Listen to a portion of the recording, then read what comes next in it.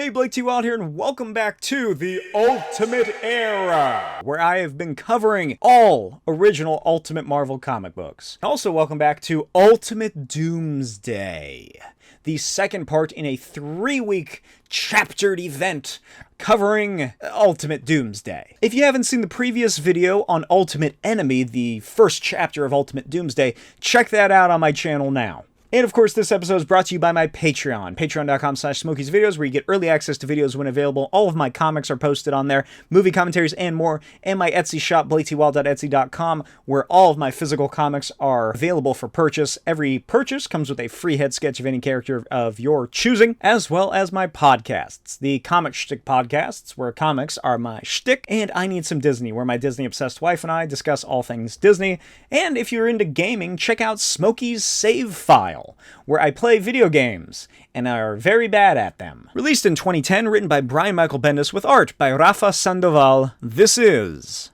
Ultimate Mystery. The story begins very close after the first chapter, as Spider-Man webs his way across Queens and heads for the bridge into Manhattan. Jessica Drew, Spider-Woman, hell yeah, she's back in the book, tails behind him, but Peter doesn't give her the time of day because he has some pressing issues to take care of. Jessica follows along the way and asks if this is about the alien that attacked his house and the Baxter building. They land on the side of a building as the sky grows overcast in the early morning, and they swing down into Jersey City near the ruins of the Roxxon building that was also destroyed the day prior. Jessica tells Peter that he won't be finding anything if he just swings around all day, and that they should just have a weird clone conversation. She tells him that she was actually there when Roxxon was attacked, and says that this means it was about more than just superheroes. It was an attack on some of the biggest brains on the planet, and it happened via some kind of pan-dimensional organism in an operation that was clearly planned ahead. She wonders if Peter, Roxxon, and/or Reed Richards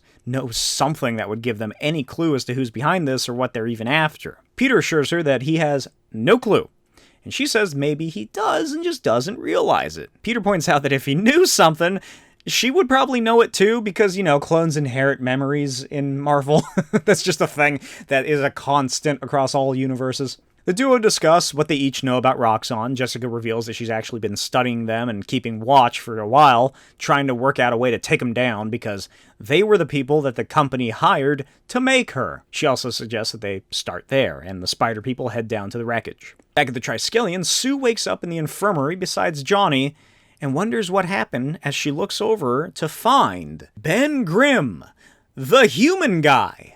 She excitedly leaps out of bed in shock that Ben is back to normal. Ben tells her, not exactly, but at least he can wear normal clothes again. Johnny gets up and compliments Ben on finally getting his rocks off, and Sue immediately wants to check on Ben's vitals, but he assures her that S.H.I.E.L.D. already did it, and he's right as rain. Then he shows them what he can do, and his whole body glows, like he's some sort of Wonder Man. Ben explains that he still has all the abilities and powers that he did, only now he's not covered in rocks, and explains that it must have been some kind of cocoon. Sue and Johnny run their hands over his skin as it hums with energy. Johnny notes that Reed would have loved to have seen this. They all quietly stand around, and Ben tells them that he's never felt this great in his life. Sue tells him that she wants to make sure that he's not still evolving to ensure that there's not a whole other phase of this, and wants to get to work, but they are interrupted by Director Danvers and Nick Fury, who ask that they all head back into the field to fight this Ultimate Mystery enemy. Danvers then deputizes the Fantastic Three as official agents of S.H.I.E.L.D. She just really gives that title out to everybody, doesn't she? A few days later, at Project Pegasus, Dr. Phil Lawson, aka Captain Marvel, aka Captain Marvel, walks through the complex with Commander Wendell Vaughn. Marvel looks around at all the cool stuff that S.H.I.E.L.D. has had stored away when a red alert begins blaring and Captain Marvel suits up. He soars outside and tackles a glowing golden being, grabs him and tosses him into the ground as the gold boy cries out that his name is Rick Jones, and that he was sent here by the Watchers of the Universe to stop what was going to happen. Vaughn contacts Danvers at the Triskelion about the situation and tells her that Captain Marvel engaged with an intruder, but now they're just kind of talking in the sky. She sighs and asks to make contact with Marvel. And in the night sky over Project Pegasus, Marvel and Rick Jones speak. Rick reveals who he is, a 16-year-old from Queens who was contacted by aliens called the Watchers not long before the wave struck New York and Magneto attacked. Mar-Vell says that he's never heard of the Watchers before. Rick assures him that he's here to help, and that he even knows Spider-Man. And he's been to Project Pegasus before with Spider-Man, and they saved the day from a bunch of snake-themed women. Then Mar-Vell's hard-light constructs flicker out, and he grabs his chest and gasps for breath. Vaughn radios up to him and Mar-Vell shouts that he's been compromised, and then he hulks out into a massive, horrid insectoid form. Vaughn tells Danvers that they have a major problem as Monster Mar-Vell soars down at Project Pegasus and explodes through the entrance. The next morning, Jessica Drew arrives for her interview at the Roxxon offices in Manhattan as Dr. Julia Carpenter, using falsified documents and credentials as well as charisma and wit to convince the employer that she is just a biogeneticist who used to be employed with the Baxter Building program. And since Roxxon are having issues with people quitting outright in the months that have followed the ultimatum wave, he hires her on the spot. And later that afternoon, Spiders, Man, and Woman swing through the city as she tells Peter she has successfully infiltrated Roxxon as Dr. Julia Carpenter, and she'll find out what they're up to. Peter asks what his part in this master plan is, and she tells him that he has the hard part, but she'll let him know when it comes up. Elsewhere at the Baxter Building, Sue Storm stands in the ruins.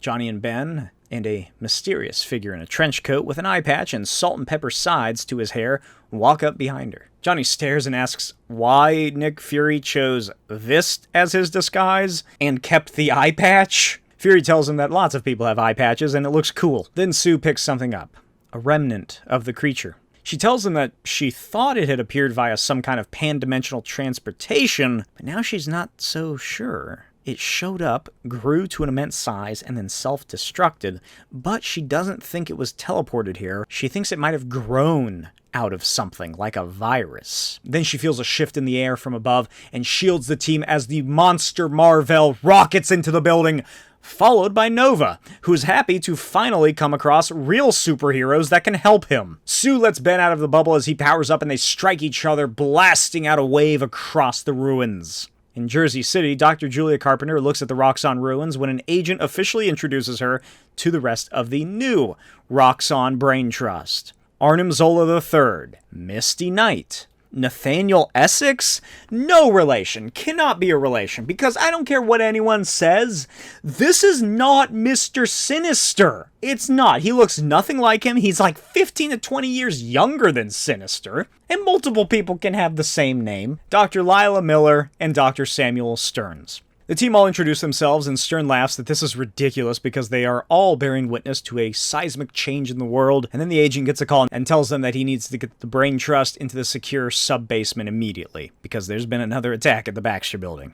Meanwhile, at the attack on the Baxter Building, the FT battle against the all-too-powerful Kree warrior monster, and Ben jokes that it's weird how the tables have turned since he last saw Mar-Vell. Sue encapsulates him, and Fury tells her that Kree tech won't hold for long, and he's immediately proven right. Ben fights Monster Mar-Vell as Rick turns back into a human and the building begins crumbling even further, and the massive fight causes Rick to stumble off the ledge and fall. Sue dives after him, forming a force field slide that safely deposits Rick onto the sidewalk. Johnny and Ben try to stop the monster, and a massive section of the Baxter Building falls off. Sue runs to where it's falling and forms a force field that pushes every civilian out of the way as Fury, Ben, and Monster Mar-Vell ride the wreckage, and it slams into the street. Johnny panics for Sue as he and Fury begin searching. Ben lifts the rubble off of himself as Mar-Vell lies unconscious, and they scour the wreck until they find Rick's shoes. And across the country, outside of Project Pegasus, Sue demands to know why he sent them here. He tells her he doesn't know, and then they realize that Project Pegasus has been totally wiped out. Rick panics and tells her that it definitely didn't look like this a couple hours ago, and they spot a massive figure silhouetted against the entry tunnel, moving further into the complex.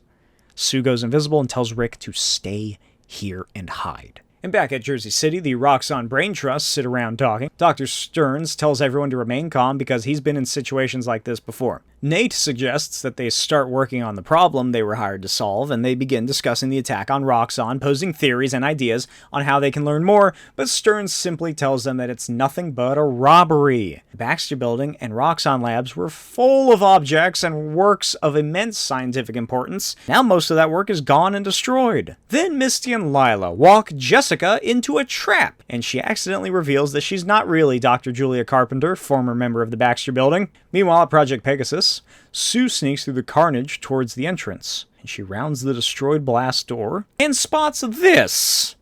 Dozens of massive creatures from the first attacks loading anything they can through a bright, glowing portal led by a figure in holographic armor. Then dumbass kid Rick Jones makes too much noise because he followed her. And Reed Richards lifts his face shield and calls out to Susan. And back in Jersey, Jessica tries desperately to convince the geniuses that they're wrong. Obviously, it doesn't work. Lila tells Jessica that she isn't going to rat her out as the others argue. Lila interrupts as they discuss why they're here. Her theory is that Roxxon hired them to see if they could figure out what Roxxon is up to, and Jessica asks what that is exactly. Stearns laughs and says that whatever it is, it ain't God's work. Lila tells Jessica that after a while of working for Roxxon in the Brain Trust, they all realize they're more like safecrackers hired by a bank to ensure that their safes are secure or not. Jessica asks what all this has to do with the attacks, and Arnim Zola III says Roxxon is behind it. Misty points out that the company sure isn't bending over backwards to figure out who attacked their locations, because it's almost like they know who did it. Then they start asking Jessica if she has powers, and if so, what? She puts her hands up and tells everybody to relax, and releases her weird organic webbing from her fingers, and webs them all up and escapes into the hallway. And Stearns hulks out and smashes after her, because literally anybody who isn't Bruce Banner can make a Hulk serum work. He grabs her by the head and drives her into the floor, and Jessica falls unconscious as the others arrive, and Lila calls it in and reveals that they found the saboteur. A few hours later, Captain Mar-Vell sits naked and bloody in a dark basement. Fury, Danvers, Ben, and Johnny surround him and demand some answers, because they know that this alien fucker is behind this and knows who's attacking him. Johnny demands to know where he took his sister, as Fury demands to know who Mar-Vell is working for. He tells them that they're idiots, and something overtook him and his suit, and asks why the hell he would sacrifice all he's done for them and the planet to do this. Fury and Johnny scream at him, and Fury shoots him in the fucking leg, and Mar-Vell reverts to his Kree form. Danvers shouts that they trusted him, and now he betrays them. God almighty, these people are fucking idiots. Mar-Vell screams that he didn't do anything, and Fury demands to know who the hell did. Mar-Vell calls them barbaric idiots and explains what happened when whatever it was overwhelmed him. Johnny roars with anger, demanding to know where his sister is, as he prepares to burn Mar-Vell alive. Then Sue calls out to him and limps into the room, falling to the ground, and tells them that Reed did this. The end. Hope you enjoyed. Let me know your thoughts in the comments as we grow closer and closer to Reed Richards becoming the Maker. Overall, I would say that this is a very good addition to the story, kind of like Ultimate Galactus Trilogy. It does suffer a bit just due to the fact that it is the second act, but I think that the details we learn and the interactions of all these characters work very well, and I do like it more as a second part than I do from the Ultimate Galactus stuff. Although it does have one of my most hated superhero comic cliches, which is all the good guys fight because of a misunderstanding. I fucking hate that.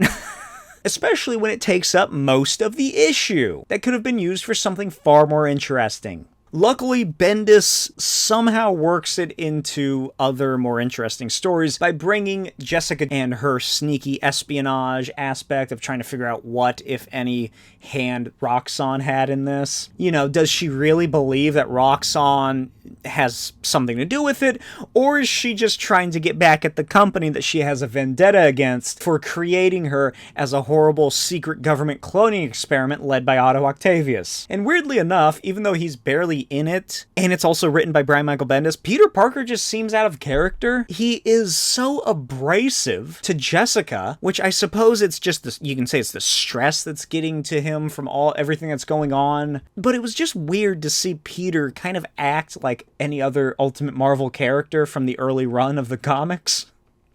You know, an asshole. And of course, we do finally get the big reveal that Reed Richards is still alive, and he's taken a turn since Ultimatum happened. If you read this event when it was coming out, what were your thoughts when it was revealed that Reed Richards is now a bad guy? Did it shock you? Did you kind of know that it was coming based on solicitations? Let me know in the comments. Let me know all your thoughts in the comments below. Those were my thoughts. Let me know your thoughts. Let me know your thoughts on my thoughts. And I will see you next time. Bye.